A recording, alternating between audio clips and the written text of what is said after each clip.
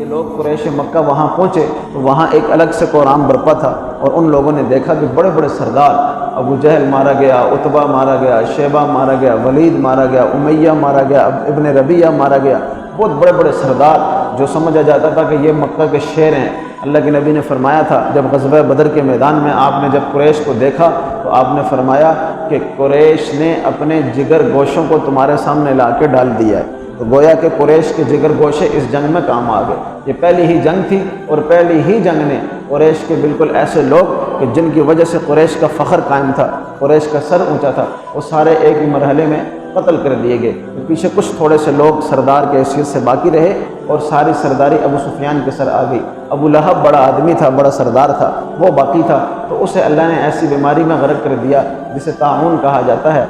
عیسیٰ یا عیسیٰ نام کا ایک جو ہے وہ پھوڑا یا دانہ اسے نکلا، اور اس دانے کی وجہ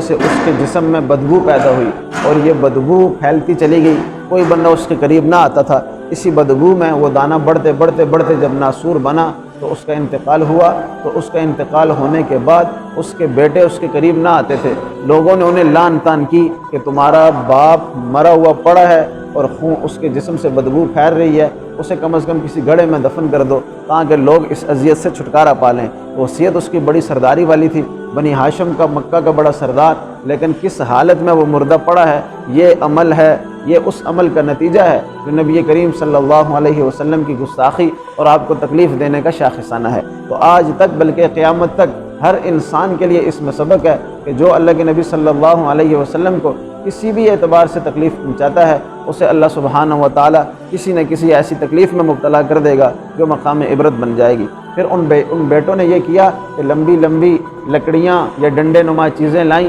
ان سے اس کو دھکا دیتے دیتے بالکل پہاڑ کے نیچے برابر میں لے گئے، وہاں ایک گڑھا کھودا، اس گڑھے میں اس کو پھینکا اور اوپر پتھر پھینکے، گویا کہ پتھر مار مار کے اس کو انہوں نے گم کر دیا۔ تو اتنے پتھر پھینکے کہ اس کی میت اندر گم ہو جائے، حالانکہ نبی کریم صلی اللہ علیہ وسلم کا سگا چچا، رشتے میں اتنا قریبی رشتہ دار لیکن دشمن تھا، تو یہ حالات ہو گئے۔ تو اس لیے اللہ کے نبی کی رشتہ داری تب فائدہ دے گی جب انسان حالت ایمان میں ہو۔ گویا کہ ایمان کا مقام بہت بلند ہے، اس کے بعد اللہ کے نبی صلی اللہ علیہ وسلم کی رشتہ داری کا مقام ہے۔ جو رشتہ دار ایمان کی حالت میں دنیا سے نہیں جائیں گے، انہیں وہ فائدہ نہیں ہوگا جو اللہ کے نبی کے قرب کا فائدہ ہے، کیونکہ اللہ کے نبی نے خود احادیث میں کہا ہے کہ میری رشتہ داری کو فائدہ ملے گا، اس لیے ہمیں اس پہ ایمان اور یقین ہے۔ لیکن اس سے مراد یہی ہے کہ رشتہ داری میں وہ لوگ شامل ہوں گے جو آپ کے اوپر ایمان لائیں گے، کلمہ طیبہ کے ساتھ وابستہ ہو جائیں گے اور شرک کی نجاست سے اپنے آپ کو دور کر دیں گے۔